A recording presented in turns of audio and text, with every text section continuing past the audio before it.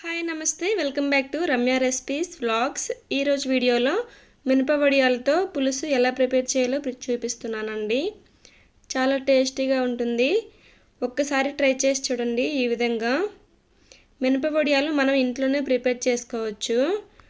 మనం ఎంత క్వాంటిటీ తీసుకున్నా బాగా నానబెట్టుకొని తొక్క తీసుకొని బాగా రుబ్బుకోవాలి. గట్టిగా వాటర్ వేయకుండా రుబ్బుకొని ఎండలో మనకు ఎంత సైజు కావాలంటే అంత సైజు ఒక క్లాత్ పైన ఎండబెట్టుకుంటే సరిపోతుంది. ఇప్పుడు కర్రీ ప్రిపేర్ చేసుకునే విధానంలోకి వెళ్ళిపోదాం. ముందుగా ఆనియన్స్, పచ్చిమిర్చి, కరివేపాకు కట్ చేసుకొని పెట్టుకోవాలి. అలాగే 2 బొట్టలు చింతపండు కూడా నానబెట్టుకోవాలి. స్టవ్ ఆన్ చేసి కళాయి పెట్టుకొని 2 టేబుల్ స్పూన్లు ఆయిల్ వేయాలి. ఆయిల్ హీట్ అయిన తర్వాత 1 కప్పు మినప వడియాలు వేసుకోవాలి. ఇవి ఆయిల్లో 2 నిమిషాల పాటు వేయించుకోవాలండి. వేయించుకోవడం వల్ల మనకి కర్రీ ప్రిపేర్ చేసుకునేటప్పుడు విడిపోకుండా ఉంటాయి. మనం కొనుక్కునే మినప వడియాలు అయితే కొన్ని సాఫ్ట్గా ఉడికిపోతాయండి చాలా త్వరగా. మినప వడియాలు బట్టి మనం వాటర్ యాడ్ చేసుకోవాల్సి వస్తుంది. ఇలా వేగిన తర్వాత ఒక ప్లేట్లోకి తీసుకోవాలి. ఇప్పుడు ఇదే ప్యాన్లో 3 టేబుల్ స్పూన్లు ఆయిల్ వేయాలి. ఆయిల్ హీట్ అయిన తర్వాత 1/2 టీ స్పూన్ జీలకర్ర వేయాలి. అలాగే 1/2 టీ స్పూన్ అల్లం ముక్కలు వేయాలి. 4 మీడియం సైజ్ ఆనియన్స్, 2 పచ్చిమిర్చి, కొంచెం కరివేపాకు వేయాలి. వీటన్నిటిని వేసిన తర్వాత బాగా కలిసేలా కలుపుకోవాలి. ఆనియన్ అనేది చాలా చిన్న చిన్న ముక్కలుగా తరుక్కోవాలండి. అప్పుడే కర్రీ టేస్ట్ అనేది చాలా బాగుంటుంది. ఈ ఆనియన్ అనేది ఒక ముద్దలా ప్రిపేర్ అయిపోవాలి.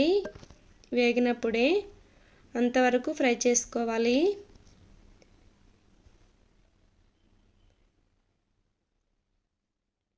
చూడండి, ఈ విధంగా వేగిన తర్వాత 1 టీ స్పూన్ సాల్ట్ వేయాలి.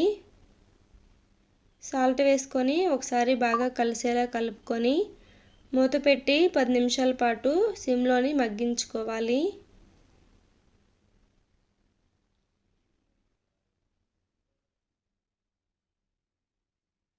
సాల్ట్ వేయడం వల్ల ఏ కాయగూర అయినా సరే చాలా త్వరగా మగ్గిపోతుందండి.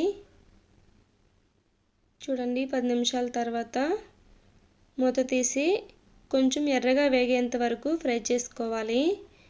చూడండి, ఈ విధంగా వేగాలి ఆనియన్ అనేది. ఇప్పుడు ఇందులోకి 1/2 టీ స్పూన్ పసుపు వేయాలి.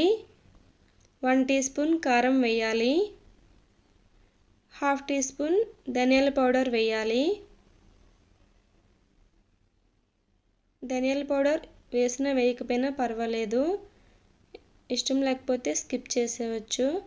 ఇవి వేసిన తర్వాత ఒకసారి బాగా కలిసేలా కలుపుకొని మూత పెట్టి 2 నిమిషాలు మగ్గించుకోవాలి.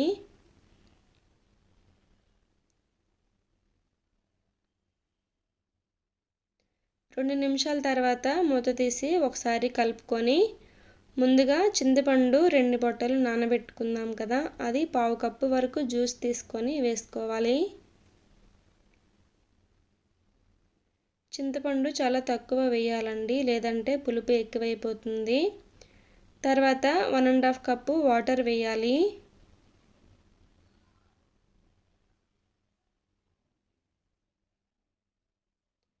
వాటర్ వేసుకొని ఒకసారి బాగా కలిసేలా కలుపుకోవాలి.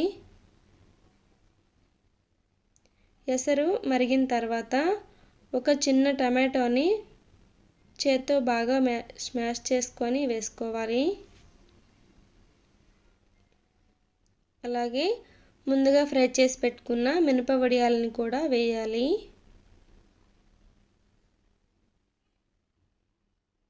ఇలా వేసుకున్న తర్వాత బాగా కలిసేలా కలుపుకొని మూత పెట్టి కర్రీ దగ్గర పడేంత వరకు ఉడికించుకోవాలి మీడియం ఫ్లేమ్లో. ఏ కర్రీ అయినా సరే మీడియం ఫ్లేమ్లో కానీ సిమ్లో కానీ ప్రిపేర్ చేసుకుంటే కర్రీ టేస్ట్ అనేది చాలా బాగుంటుంది. హై ఫ్లేమ్లో పెడితే త్వరగా రెడీ అవుతుంది కానీ టేస్ట్ కానీ బాగోదు. మధ్యలో ఒకసారి మూత తీసి కలుపుకొని సాల్ట్ సరిపోయిందో లేదో చూసుకొని చాలకపోతే అడ్జస్ట్ చేసుకోవచ్చు. చూడండి ఈ విధంగా కర్రీ లాస్ట్కి వచ్చింది. ఇప్పుడు ఇందులోకి 2 టేబుల్ స్పూన్లు బెల్లం వేయాలి. బెల్లం వేసుకుంటే బాగుంటుంది, ఇష్టం లేకపోతే స్కిప్ చేసేయచ్చు, అలానే తినేయచ్చు. బెల్లం వేసుకున్న తర్వాత 2 నిమిషాల పాటు ఉడికించుకోవాలి. చూడండి ఈ కన్సిస్టెన్సీలో ఉన్నప్పుడు స్టవ్ ఆఫ్ చేసుకోవడమే. కర్రీ రెడీ అయిపోయింది. ఇప్పుడు ఒక బౌల్లోకి తీసుకుందాం.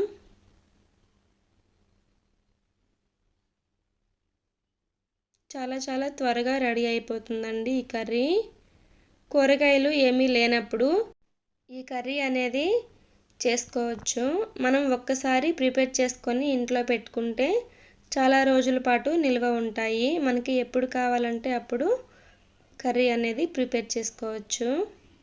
హెల్త్కి కూడా చాలా మంచిదండి. ఈ మినప వడియాలు చాలా చలవ చేస్తాయి.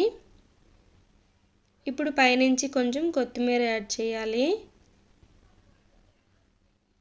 ఇంతేనండి, మినప వడియాల కర్రీ రెడీ అయిపోయింది. ఈ రెసిపీ మీకు నచ్చినట్టయితే నా ఛానల్ని లైక్ చేసి షేర్ చేసి సబ్స్క్రైబ్ చేయండి. బెల్ ఐకాన్ని తప్పకుండా క్లిక్ చేయండి. ఈ రెసిపీ మీకు ఎలా వచ్చిందో కామెంట్ సెక్షన్లో నాతో తప్పకుండా షేర్ చేసుకోండి. మీకు ఇంకేమైనా రెసిపీస్ కావాలంటే కామెంట్ సెక్షన్లో అడగండి, తప్పకుండా చేస్తాను. Thank you for watching.